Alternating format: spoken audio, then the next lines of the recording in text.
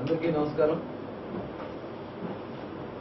రాష్ట్ర ప్రభుత్వం BC welfare department ద్వారా రేపు ఉదయం 11 గంటలకి రాష్ట్ర ముఖ్యమంత్రి వర్యులు గౌరవనీయులు నారా చంద్రబాబు నాయుడు గారి చేతుల మీదుగా రాష్ట్రంలోనే మొట్టమొదటిసారిగా కాపు కార్పొరేషన్ ద్వారా మొట్టమొదటిగా లబ్ధిదారులకి మొదట విడతగా 92 కోట్ల రూపాయలు 96 కోట్ల రూపాయలు వచ్చింది. 96 కోట్ల బ్యాంకు రుణాల ద్వారా 192 కోట్ల రూపాయలతో 36,000 మంది లబ్ధిదారులకి మొదట విడత రుణమేళాని ఏలూరులో ఏర్పాటు చేయడం జరిగింది. దీని ద్వారా కాపు, ఒంటరి, తెలగ, బలిజ వర్గాలకి ఈ రుణాలు అందబోతా ఉన్నాయి. 13 జిల్లాల్లో కూడా ఈ రుణాలను అందజేయబోతా ఉన్నాం. దశల వారీగా ఇప్పటికీ మొత్తం 3,20,000 ఆన్లైన్లో రిజిస్టర్ చేసుకున్నారు. ఈ 3,20,000 మంది లబ్ధిదారులు కూడా వాళ్ళకున్న ఎలిజిబిలిటీస్ బట్టి ఆ ప్రయారిటీస్ ప్రకారం దశల వారీగా అందరికీ కూడా ఇవ్వడం జరుగుతుంది. ఈ రాష్ట్రంలో గౌరవ ముఖ్యమంత్రి చంద్రబాబు నాయుడు గారు ఎవరైతే ఆర్థికంగా వెనుకబడినటువంటి వర్గాలన్నింటినీ కూడా ముందుకు తీసుకెళ్లాలనే లక్ష్యంతో, పేదరికం అనేది ఉండకూడదనే లక్ష్యంతో ఈరోజు అన్ని వర్గాలకి, ముఖ్యంగా బలహీన వర్గాలకి గత ప్రభుత్వం పూర్తిగా నిర్లక్ష్యం చేస్తే తెలుగుదేశం ప్రభుత్వం వచ్చిన తర్వాత మరి 10 సంవత్సరాల్లో వాళ్ళు ఖర్చు పెట్టింది కేవలం 71 కోట్ల రూపాయలు మాత్రమే బీసీ ఫైనాన్స్ కార్పొరేషన్ ద్వారా. కానీ ఈరోజు తెలుగుదేశం ప్రభుత్వం అధికారంలోకి వచ్చిన తర్వాత దాదాపుగా 450 కోట్ల రూపాయలు ఈ రోజున బీసీ ఫైనాన్స్ కార్పొరేషన్ ద్వారా వ్యక్తిగత లోన్లు కానీ ఫెడరేషన్స్ కూడా ఈరోజు బలోపేతం చేసి ఫెడరేషన్స్ ద్వారా దాదాపుగా ఇప్పుడు 32 కోట్ల రూపాయలు ఈ నెల 13వ తారీఖున గౌరవ ముఖ్యమంత్రి గారి చేతుల మీద విజయవాడలో అందజేయడం జరిగింది. రాబోయే కాలంలో కూడా ఈ చేతి వృత్తులు, కుల వృత్తుల్ని కూడా ఈరోజున బలోపేతం చేయాలని, వారితో ఒక వర్క్షాప్స్ కూడా నిర్వహించాలని, అసెంబ్లీ అయిన తర్వాత ఏప్రిల్ మాసంలో ఒక్కొక్క వృత్తిని బట్టి కులాల వారీగా వారితో కూడా వారికి ట్రైనింగ్ ప్రోగ్రామ్స్ కానీ వర్క్షాప్స్ కానీ ఇవన్నీ కూడా ఏర్పాటు చేయడం జరుగుతుంది. ఈరోజు మరి ముఖ్యంగా కాపు సోదరులు ఎన్నో సంవత్సరాలుగా చేసినటువంటి వారు పోరాడుతూనే ఉన్నారు. ఏ ప్రభుత్వాలు కూడా పట్టించుకోలేదు. కానీ రాష్ట్ర ముఖ్యమంత్రి చంద్రబాబు నాయుడు గారు ఇచ్చినటువంటి మాటకి కట్టుబడి ఈ రోజున కాపు కార్పొరేషన్ ఏర్పాటు చేయటం, నిధులు విడుదల చేయటం, ప్రతి సంవత్సరం కూడా 1000 కోట్ల రూపాయలు ఈ కార్పొరేషన్ ద్వారా ఎవరైతే ఎకనామికల్లీ బ్యాక్వర్డ్గా ఉన్నటువంటి వర్గాలని, ముఖ్యంగా కాపుల్లో ఉన్నటువంటి ఈ 4 వర్గాలు ఎన్నో సంవత్సరాలుగా మరి ఎదురు చూస్తా ఉన్నారు. వారిని ట్రైనింగ్ కూడా ఇప్పించి భవిష్యత్తులో వాళ్ళ చేత ఆర్థికంగా బలోపేతం చేయడానికి, అలాగే విద్యాపరంగా కూడా వాళ్ళని తీసుకెళ్ళడానికి చర్యలు తీసుకోవడం జరుగుతుంది.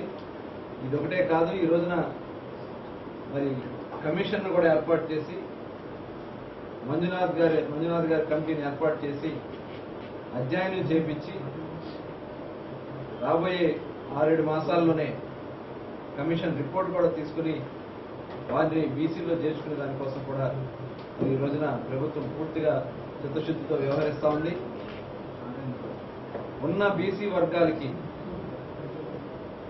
ఎటువంటి రిజర్వేషన్లో ఇబ్బంది కలిగించకుండా అదనంగా రిజర్వేషన్ తీసుకొచ్చి మాత్రమే మరి కాపు సోదరుల్ని బీసీలుగా గుర్తించడం జరుగుతుంది. దీని మీద రాజకీయాలు చేయాలని చాలా మంది ప్రయత్నం చేస్తా ఉన్నారు. ఎవరు ఎన్ని ప్రయత్నాలు చేసినా కూడా ఈ రోజున తెలుగుదేశం ప్రభుత్వం, గౌరవ ముఖ్యమంత్రి గారు ఇచ్చిన మాటకి కట్టుబడి ఖచ్చితంగా ఉన్న వర్గాలకు ఎవరికి ఇబ్బంది కలిగించకుండా అన్ని వర్గాలకి న్యాయం జరిగే విధంగా ఈ రోజున కాపు కార్పొరేషన్ ఏర్పాటు చేసుకున్నాం, బీసీ కార్పొరేషన్ బలోపేతం చేసుకుంటున్నాం, అలాగే బ్రాహ్మణ కార్పొరేషన్ ఏర్పాటు చేసుకున్నాం. వీటితో పాటు 10 ఫెడరేషన్స్ కూడా మనం బలోపేతం చేసుకుని ముందుకెళ్తున్నామని తెలియజేస్తూ రేపు జరిగే కార్యక్రమం ఇది తొలి కార్యక్రమం. ఈ కార్యక్రమంలో అందరూ కూడా పాల్గొని జయప్రదం చేయవలసిందిగా కోరుతాను. కేసీఆర్ గారు మొన్న ఒక కులాన్ని బీసీ నుంచి తప్పించడం జరిగింది. ఆ రోజున తిరిగి సుప్రీంకోర్టు మరి వాళ్ళని ఎందుకు తీశారు, కమిషన్ లేకుండా మీరు ఎలా తీశారని చెప్పి వాళ్ళు అక్కడ నోటీస్ ఇవ్వడం జరిగింది. అట్లా ఏ కులాన్ని చేర్చాలన్నా తీయాలన్నా కమిషనే ప్రధాన కారణం. ఈ కమిషన్ ఈరోజు మనం ఏర్పాటు చేస్తాం. కమిషన్తో సంబంధం లేకుండా అట్లా జరగదు. డిస్కషన్ లో కూడా కనీసం మన రాష్ట్రం నుంచి తెలిసినట్లు ఒక లేఖ రాయాలి. కమిషన్ ఇచ్చిన రిపోర్ట్ ఆధారంగానే కేంద్ర ప్రభుత్వం ఎన్సీబీసీ ఉంటుంది, నేషనల్ కమిషన్ ఆఫ్ బీసీస్ ఉంటుంది. గతంలో కూడా ఈ రకంగా వెళ్ళినటువంటి కొన్ని కేసులు కూడా ఆగిపోయినటువంటి పరిస్థితి నడిపిస్తున్నాం. మొత్తం కూడా ఆఫీసర్స్ ఉన్నారు, మొత్తం దాని ద్వారా స్ట్రక్చర్ అనేది ఉన్నారు కదా. కమిషన్ కార్పొరేషన్ ఏర్పాటు చేసిన కార్పొరేషన్ స్ట్రక్చర్ అయితే లేకుండా ఏర్పాటు చేయడం వల్ల లాభం ఏముంటుంది సార్? మీకు గతంలో కూడా ఇంతవరకు ఎవరు చేయలేరు కదా. ఫస్ట్ టైం మేము కార్పొరేషన్ ఏర్పాటు చేస్తాం, దాన్ని ఇప్పుడు ముందు ఇంప్లిమెంట్ చేస్తున్నాం. దానికి అవసరమైనటువంటి అన్ని కూడా మేము ఏర్పాటు చేస్తాం. అప్లికేషన్స్తో పాటు బ్యాంక్ బిల్లింగ్స్ తెచ్చుకోవాలి, అవన్నీ కూడా వాళ్ళు ఎలిజిబిలిటీస్ ఇచ్చిన తర్వాత వెంటనే అందరికీ ఇస్తున్నారు. జన్మభూమి కమిటీ పరిస్థితి ఏంటా? జన్మభూమి కమిటీ ద్వారానే చేస్తున్నాం. జన్మభూమి కమిటీలో ఐడెంటిఫై చేస్తారు బెనిఫిషియర్స్. అందరికీ నమస్కారం.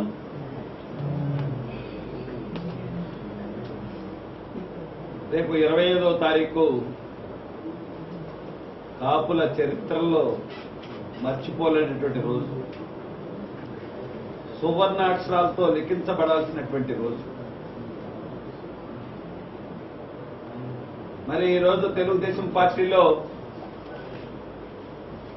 సుమారు 30 మంది మంత్రులుగా కానీ, ఎమ్మెల్సీలుగా కానీ, ఎమ్మెల్యేలుగా కానీ, ఎంపీలుగా కానీ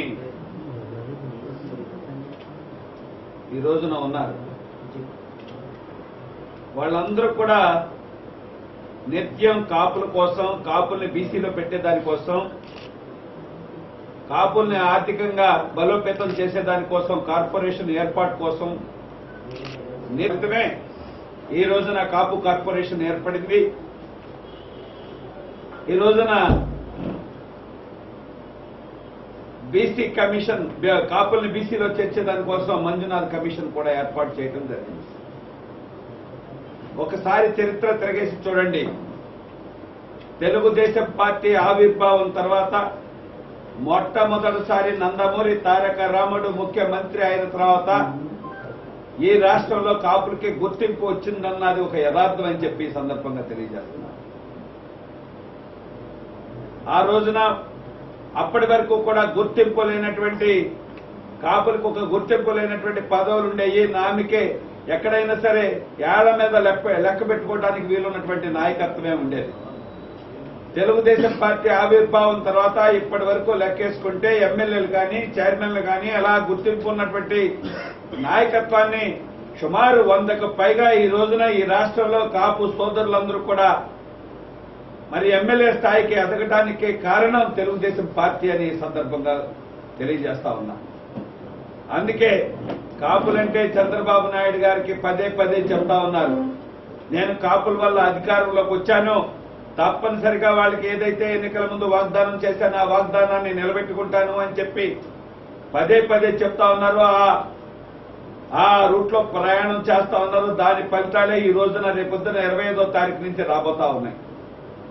మరి అందుకే మేము ఈ సందర్భంగా రాజకీయాల కోసం కేవలం వాళ్ళ ఉనికిలో వాళ్ళ ఉనికి కాపాడుకోవటం కోసం మేము ఉన్నాం ఈ రాష్ట్రం అని చెప్పుకునే దానికోసం ఏ రోజు కాపుల గురించి 20 సంవత్సరాల మధ్యకాలంలో ఎప్పుడు మాట్లాడినాళ్ళు, కాపుల గురించి మరి ఈ మధ్యకాలంలో ఎప్పుడు మంత్రివర్గంగా కానీ, ఇతర రంగాల్లో కానీ, మరి ఇతర పదవుల్లో కానీ ఉన్నాయి.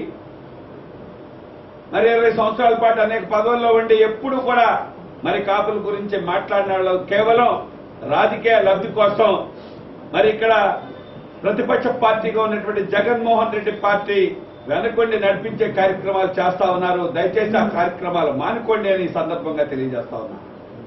అందుకే ఈ రోజున మా దగ్గర ఇక్కడ ఉన్నటువంటి 30 మంది ఎమ్మెల్యేలు, మంత్రులు, ఎమ్మెల్సీలు మరి ప్రవహించేది కాపు రక్తం. మరి ఎవరైతే యాజిటేషన్స్ పేరుతో ముందుకు వస్తా ఉన్నారో వాళ్ళకంటే అధిక శాతం ఇక్కడ మరి అంతకంటే ఎక్కువ పనిచేసేటువంటి సత్తా, దమ్ము, ధైర్యం ఉన్నటువంటి నాయకత్వం ఇక్కడ ఉంది. మరి ఈ రాష్ట్రంలో తెలుగుదేశం చిత్తశుద్ధితో పనిచేస్తా ఉంది. చంద్రబాబు నాయుడు గారు చిత్తశుద్ధితో పనిచేస్తా ఉన్నారు.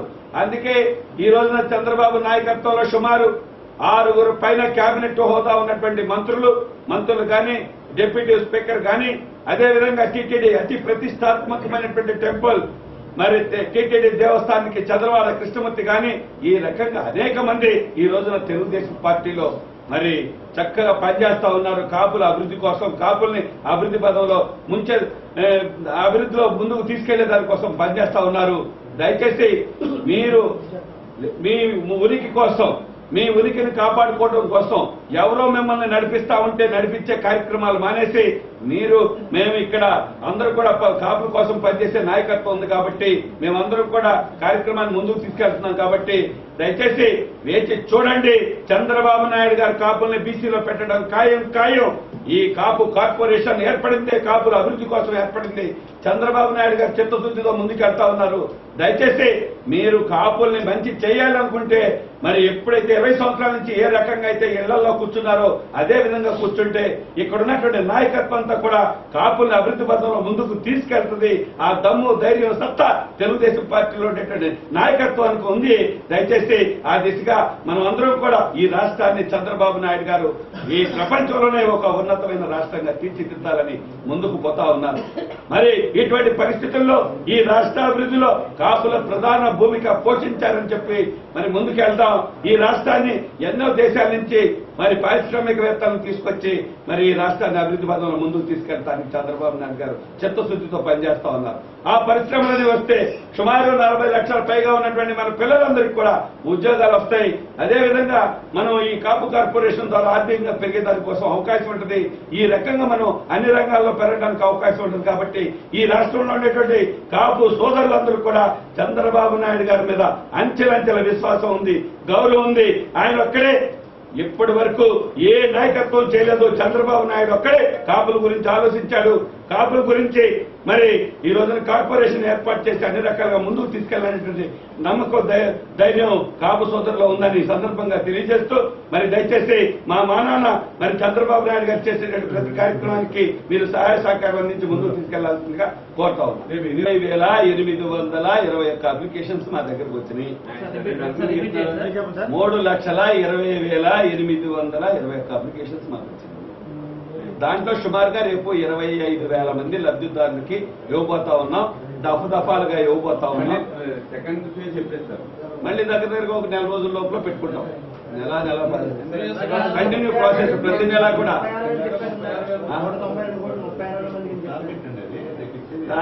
టార్గెట్ అది అంటే ఇప్పటి వరకు సెలక్షన్స్ జరిగింది నేను చెప్పాను. అంటే సెలక్షన్స్ తర్వాత ఈ సందర్భంగా ఒక్కొక్క జిల్లాకి ఎంతమందిని సెలెక్ట్ చేస్తున్నారు? ద్వారా ప్రతి చోట జిల్లాలో కూడా రుణమేళా జరుగుతుంది. అది రైతు రుణమేళా చేస్తారేమో అని డౌట్ జనాలు కదా. రైతులు బ్రహ్మాండంగా చేశాం. మేము ఇచ్చేది పూర్తిగా యూనిట్స్ పెట్టుకోవాలి. ముందు ఎవరైతే పేదవాళ్ళు కాపులు అందరికీ ఇవ్వట్లేదు. మేము పేదవాళ్ళు ఆర్థికంగా వెనకబడినటువంటి కాపుల్ని చేయితే ఇవ్వాలని ఈ ప్రభుత్వం ఏదైతే ఎలక్షన్ మేనిఫెస్టోలో 23 అంశాల్లో ఒక అంశాన్ని పెట్టడం జరిగింది. దాని ఈ మధ్యకాలంలో దీనికి రాజకీయ రంగులు పురిమి ఈ యొక్క రాష్ట్రంలో ప్రతిపక్ష పార్టీ విఫలమైపోతే దాని దొంగ ముసుగులో ప్రతిపక్ష నాయకులందరూ కూడా పోయి అక్కడ వివిధ రకాల కులస్తులను పోయి విధ్వంసకాండ సృష్టించి ఈ రాష్ట్రాన్ని ఏదో చేయాలనుకున్నారు కానీ వాళ్ళు అటర్ ఫ్లాప్ అయ్యారు. ఆ విషయంలో చాలా స్పష్టంగా చెప్తున్నాం.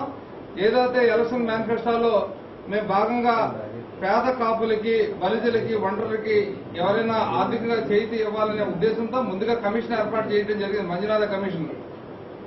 దీనికి కూడా టైం పాటు పెట్టడం జరిగింది.